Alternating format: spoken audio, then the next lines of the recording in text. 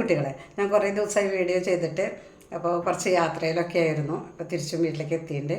അപ്പോൾ ഇന്ന് ഞാൻ വെക്കുന്നത് ഒരു മോര് കൂട്ടാനാണ് കേട്ടോ. മോര് കൂട്ടാൻ എന്ന് പറഞ്ഞു കഴിഞ്ഞാൽ നമ്മൾ നാളികേരമൊക്കെ ജീരകമൊക്കെ അരച്ച് വയ്ക്കുന്ന കൂട്ടാനല്ലേ, അങ്ങനെയൊന്നുമല്ല. നമുക്ക് അസുഖക്കാർക്ക് BP, ഷുഗർ, കൊളസ്ട്രോൾ അങ്ങനെയൊക്കെ ഉള്ളവർക്ക് കഴിക്കാൻ പറ്റിയ ഒരു നാളികേരം ജീരകമൊന്നും അരയ്ക്കാതെ മോര് കൂട്ടാനാണ്. എളുപ്പത്തിലും ചെയ്യാം. അതുമാതിരി വെണ്ടയ്ക്ക കൊണ്ടുള്ള ഒരു മോര് കൂട്ടാനാണ് കേട്ടോ. കണ്ടു നോക്കാം നമുക്ക്. അപ്പോൾ അതിന് മുന്നായിട്ട് ഞാൻ പറയണേ, ഞാൻ കുറച്ച് ദിവസമായിട്ട് വീഡിയോ ഇടാത്തതിന് ക്ഷമിക്കണം. ഏറ്റവും നമുക്ക് ചീഞ്ചട്ടി ചൂടായിട്ടുണ്ട്. അതിലേക്ക് കുറച്ച് വെളിച്ചെണ്ണ ഒഴിച്ചു കൊടുക്കാം. അതിന് ശേഷം കുറച്ച് കടുക് ഇട്ട് കൊടുക്കാം. പിന്നെ കുറച്ച് ഉലുവ ഇട്ട് കൊടുക്കാം. മോർക്കൂട്ടാൻ ഏറ്റവും വാസനയും സ്വാദും കൂട്ടുന്നത് ഉലുവയാണ് കേട്ടോ. ഇത് ഞാൻ രണ്ടാൾക്കുള്ള കൂട്ടാനാണ് ഉണ്ടാക്കുന്നത്, അതുകൊണ്ട് എല്ലാം കുറച്ചാണ് ഉപയോഗിക്കുന്നത്. അപ്പോൾ കടുക് പൊട്ടി വരട്ടെ. അടുത്തത് നമുക്ക് ഉണക്കമുളക് ഇട്ട് കൊടുക്കാം. കടുക് ഉലുവി പൊട്ടി കഴിഞ്ഞു. ഇനി നമുക്ക് ഉണക്കമുളക് ഇട്ട് കൊടുക്കാം. ഒരു മുളകാണ് ഇട്ട് കൊടുക്കുന്നത്. ഒരു പച്ചമുളക് കീറിയത് ഇട്ട് കൊടുക്കുന്നുണ്ട്. ഇത് നമ്മൾ ആ മുളകൊന്ന് വാടി വരുമ്പോൾ നമുക്ക് വെണ്ടക്കായ ഇട്ട് കൊടുക്കാം. വെണ്ടക്കായ ഇടുന്നതിന് മുന്നേ കുറച്ച് കരിവേപ്പിൻ്റെ ഇല. അടുത്തത് വെണ്ടക്കായ ഇട്ട് കൊടുക്കാം. കുറച്ച് വെണ്ടക്കായ കേട്ടോ.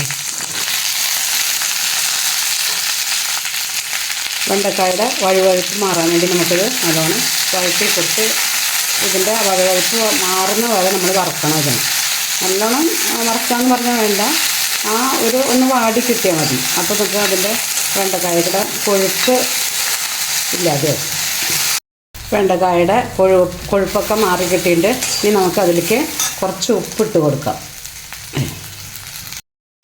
വെണ്ടക്കയുടെ വഴുവഴുപ്പൊക്കെ അല്ലെങ്കിൽ കൊഴുപ്പൊക്കെ മാറി കിട്ടിയിട്ട് നമ്മൾ വഴറ്റിയിട്ട് ഇനി നമുക്ക് അതിലേക്ക് വേണ്ട ഉപ്പിട്ട് കൊടുക്കാം. അതുമാതിരി തന്നെ അതിലേക്ക് കുറച്ച് മഞ്ഞൾപ്പൊടി ഇട്ട് കൊടുക്കും. എന്നിട്ട് നമുക്കൊന്ന് ഇളക്കി കൊടുക്കാം. അപ്പോൾ വെണ്ടക്കായുടെ കൊഴുപ്പൊക്കെ പോയി നമ്മൾ മഞ്ഞൾപ്പൊടി ഉപ്പൊക്കെ ഇട്ട് വഴറ്റി വെച്ചിട്ടുണ്ട്. ഞാൻ ഇതിലിപ്പോൾ എല്ലാ സാധനങ്ങളും കുറവായിട്ടൊന്നും കേട്ടോ. ഉപ്പും മുളകും ഒക്കെ കുറവായിട്ടുള്ളത്. കാരണം എന്താ വെച്ചാൽ നമുക്ക് അസുഖങ്ങളുള്ളവർക്ക് കഴിക്കാൻ വേണ്ടിയിട്ടാണ്. ഇപ്പം പ്രമേഹ രോഗികൾക്കൊക്കെ കഴിക്കാൻ വേണ്ടി ഉപ്പും മുളകും മെഴുക്കൊക്കെ കുറവാണ് ഇട്ടിട്ടുള്ളൂ കേട്ടോ. അതിന് കുറച്ച് മുളകും പൊടി ഇട്ട് കൊടുക്കാം. പച്ചമുളകും ഉണക്കമുളകൊക്കെ ഇട്ടുന്നില്ല. അപ്പോൾ ഇനി കുറച്ച് മുളകും പൊടി കളറിന് മാത്രം ഇട്ട് കൊടുക്കാം.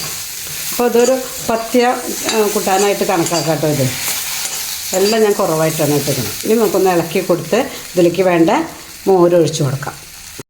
വെണ്ടക്കായും പച്ചമുളകും ഒക്കെ ഈ വെളിച്ചെണ്ണയിൽ കിടന്നിട്ട് തന്നെ നല്ലോണം മൂത്തിട്ടുണ്ട് കേട്ടോ. അപ്പോൾ ഒരു 3/4 ഭാഗം വെന്തിട്ട് ഇനിയിപ്പോൾ നമ്മൾ മോരൊഴിച്ച് കൊടുക്കുക. അതിൽ കുറച്ച് വേണം. നല്ലോണം എന്തെങ്കിലും പച്ചക്കറിയൊക്കെ അധികം വേവാതെ കഴിക്കണമല്ലേ നല്ലത്. ചില അസുഖങ്ങൾക്കൊക്കെ നമുക്ക് നല്ലോണം വെന്ത് തിളപ്പിച്ച് ഊറ്റണം. ഞാനിപ്പോൾ വെണ്ടക്കായ എങ്ങനെയാണ് ചെയ്യുന്നത്. വെണ്ടക്കായ ഏറ്റവും നല്ലതാണ് നമ്മുടെ പ്രമേഹ രോഗികൾക്കും എല്ലാവർക്കും. കുട്ടികൾക്ക് കണക്ക് പഠിക്കാനും കണക്കൊക്കെ ഓർമ്മ നിൽക്കാനൊക്കെ വെണ്ടയ്ക്ക നല്ലതാണ്. അപ്പോൾ അതിന് നമുക്ക് ഇതിലേക്ക് മോരൊഴിച്ച് കൊടുക്കാം.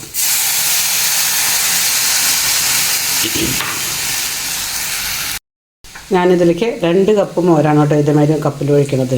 അപ്പോൾ നമുക്ക് ഇതിൽ തേങ്ങ ഒന്നും അരയ്ക്കാതെയാണ് നമ്മൾ ഈ കൂട്ടാൻ ഉണ്ടാക്കുന്നത്. അപ്പോൾ നമുക്ക് പത്യശാപ്പാട് എന്നൊക്കെ പറയില്ലേ, അല്ലെങ്കിൽ പത്യത്തിൽ ഭക്ഷണം കഴിക്കാനൊക്കെ ഉള്ളവർക്കും അതുമാതിരി തന്നെ തേങ്ങ ഉപയോഗിക്കാതെയും പ്രമേഹ രോഗികൾക്കൊക്കെ നമുക്ക് പെട്ടെന്നൊരു കറി വേണം വിചാരിച്ചാൽ ഇങ്ങനെ ഒരു കറി ഉണ്ടാക്കിയാൽ നല്ലതാണ്. അപ്പോൾ പ്രമേഹ രോഗികൾക്കായാലും അല്ലെങ്കിൽ വേറെ കൊളസ്ട്രോൾ BP ഒക്കെ ഉള്ളവർക്ക് തേങ്ങയൊന്നും ഉപയോഗിക്കാതെ ഒരു മോര് കൂട്ടാനായിട്ടൊന്നും ഉണ്ടാക്കിയിരിക്കുന്നത്. അപ്പോൾ നിങ്ങൾക്ക് വീഡിയോ ഇഷ്ടമായിച്ചാൽ ലൈക്ക് ചെയ്യുക, ഷെയർ ചെയ്യുക. നന്ദി, നമസ്കാരം.